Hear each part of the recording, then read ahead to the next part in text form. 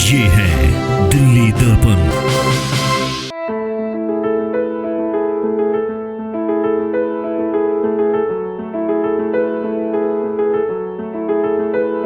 किराड़ी विधानसभा के शुरुआत में हम खड़े हैं। विद्यापति मार्ग है, ये बोर्ड देख सकते हैं आप। किराड़ी विधानसभा क्षेत्र में आपका स्वागत है। और स्वागत में आप देख सकते हैं कि समस्या यहाँ पर दिखनी शुरू हो जाती है कि किस तरीके से जल भराव यहाँ पर है।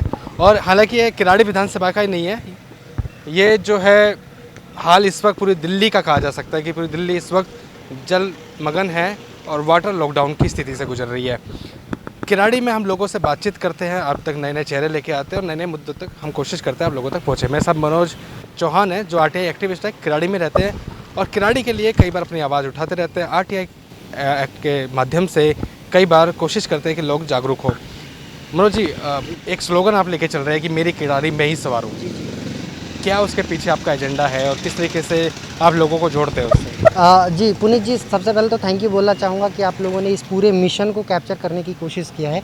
और हम आपको बता दें कि जो मेरी किराड़ी मैं ही सवारूँ एक कैंपेन है, जिस कैंपेन का ये प्रण है कि हमारा ज़मीर जो है वो मरा हुआ नहीं है और हमारी सोशल रिस्पॉन्सिबिलिटी है, सामाजिक जिम्मेदारी है। और जब तक हमारा एक एक कतरा है तब तक अपनी जिम्मेदारी हम भरपूर निभाते रहेंगे। ये एक टीम है जो आरटीआई एक्टिविस्ट मनोज चौहान और पूरी टीम मेरी किराड़ी मैं ही सवारूँ कैंपेन के थ्रू ड्राइव होती है। और हम लोग जितने भी सोशल इश्यूज़ हैं उनको किराड़ी लेवल पे और दिल्ली लेवल पे उठाते रहे हैं और आरटीआई का उपयोग करके।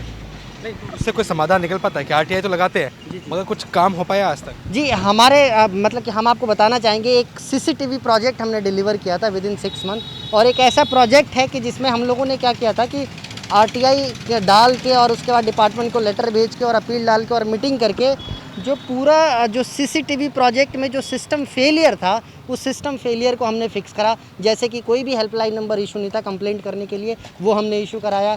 ऑनलाइन पोर्टल जारी करवाया ताकि लोग जो है सीसीटीवी कैमरा के लिए जो ऑनलाइन आवेदन कर सके आरडब्ल्यूए के थ्रू। तो इस तरीके की तमाम जो समाधान है वो जो आरटीआई के थ्रू हम लोग डिपार्टमेंट को प्रपोज करते हैं और वो लोग एक्सेप्ट करते हैं और उस पर कार्रवाई करते हैं। क्षेत्र में कई सारे काम होते रहते हैं, जैसे जच्चा बच्चा केंद्र का शुरुआत हुई या फिर अस्पताल के लिए ज़मीन मिलना, उसका श्रेय भी आप अपने आप लेते हैं कि वो श्रेय जो जाना चाहिए वो आप लोगों को जाना चाहिए? जी देखिए, मैं ये बताना चाहूँगा कि जब हमने जच्चा बच्चा अस्पताल के बारे में मेरे को खुद भी मैं बताना चाहूँगा ऑन कैमरा कि मेरे को कुछ नहीं पता था।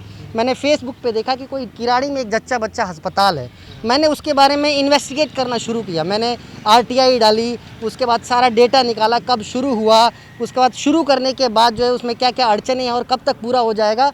तो इन फेजेज़ के थ्रू हमने पाया कि टोटल हमने उस पूरे प्रोजेक्ट पे 15 आरटीआई, 9 लेटर और जो है करीब 11 लेटर और 9 अपील के थ्रू हम लोगों ने और 2 दिवसीय अनशन करके उस जच्चा बच्चा अस्पताल में आज ओपीडी की सुविधा हम लोगों ने शुरू कराई, जो कि एक हमारा डिलीवर्ड प्रोजेक्ट है और सक्सेसफुल प्रोजेक्ट रहा। जिस तरीके से सीसीटीवी प्रोजेक्ट है फाटक पे भी आप लोग खड़े हो जाते हैं कभी भी बोर्ड लेकर, और लगता है कि खड़े होने से या फिर बोर्ड लगाने से समाधान फाटक बन पाएगा?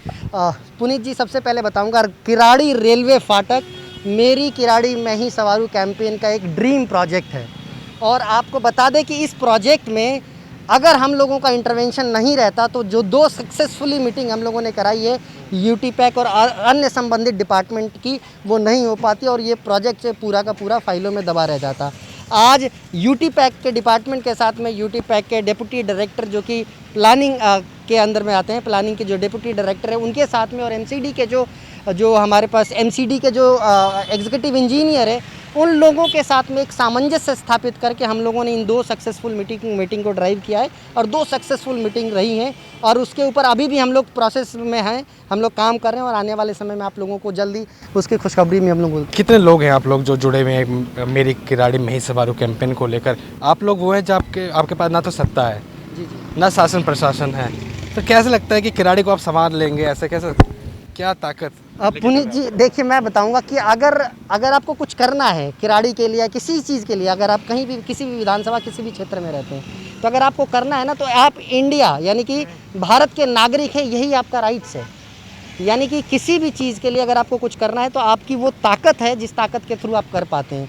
हम आपको बता दें कि जिस तरीके से बिना किसी राजनीतिक सपोर्ट के, बिना एक मतलब कि मैं ये कहूँगा कि हमारी इतनी बड़ी टीम नहीं है कि हम देश लेवल पे और जो है बड़े लेवल पे हम लोग इस पूरे जो प्रोजेक्ट को पे हाई लेवल पे हम लोग कुछ कर पाए, लेकिन जितना भी हमारा सामर्थ्य है उस सामर्थ्य के थ्रू जो हम लोग जो है एक डिपार्टमेंट के ऊपर और जो है इश्यूज़ को दोनों को कोरिलेट करते हैं ताकि वो इश्यूज़ डिपार्टमेंट तक जाता है। डिपार्टमेंट के साथ हम मीटिंग करते हैं, उनको सॉल्यूशन प्रपोज करते हैं, फिर उसमें से वो देखते हैं कि कौन कौन से सॉल्यूशन जो है इम्प्लीमेंट किए जा सकते हैं, उसको इम्प्लीमेंट करते हैं और उसको रेक्टिफाई करते हैं। तो ये हम लोगों की एक कोशिश रही है और ये मेरे ख्याल से एक कोई भी कर सकता है, जरूर आप भी कर सकते हैं। सिर्फ आपके पास क्या होना चाहिए कि एक नीयत होनी चाहिए करने की, एक मंशा होनी चाहिए करने की और एक लगन होनी चाहिए और धैर्य बनाए आपको रखना है। जैसे कि जच्चा बच्चा अस्पताल को कंप्लीट करने में हमें 2.5 साल लगे, हम चाहते तो 6 महीने में करके अपना मतलब कि उसमें हम हाथ छोड़ देते तो वो नहीं हो पाता।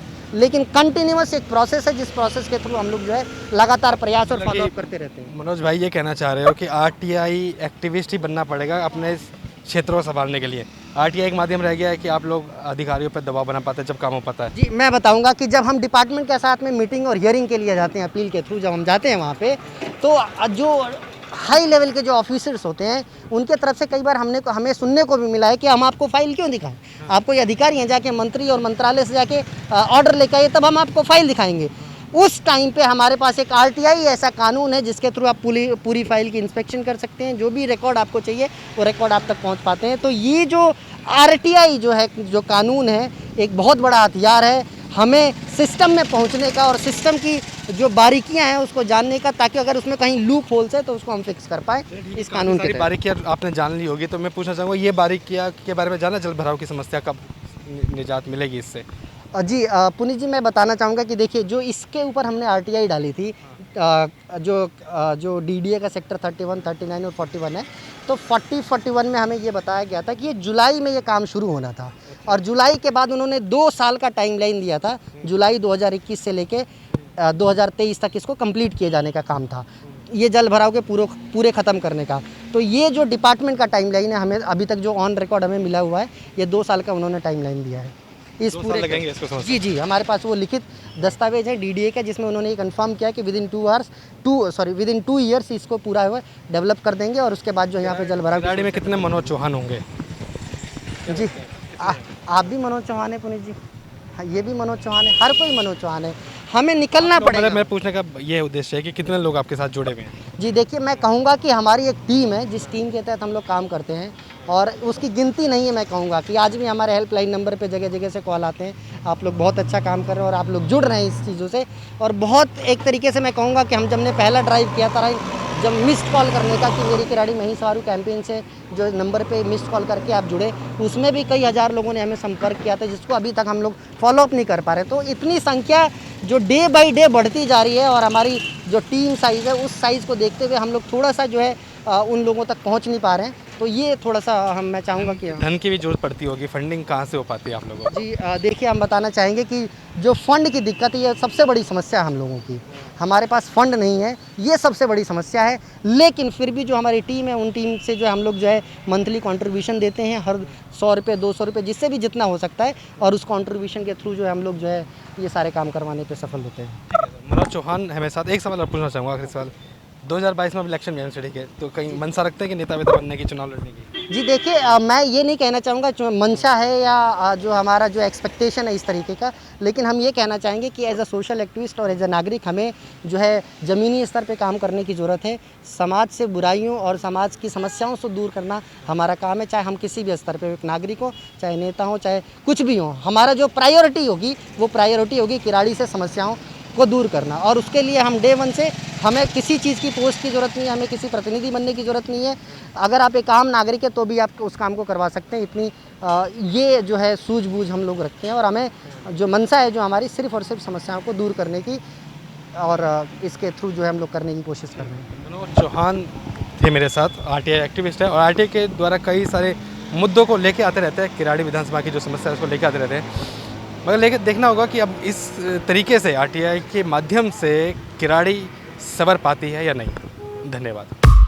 लेटेस्ट खबरों के लिए सब्सक्राइब करें हमारा YouTube चैनल या फिर लॉग ऑन करें www.delhidarpantv.com। खबरों की कवरेज और विज्ञापनों के लिए संपर्क करें इस नंबर पर।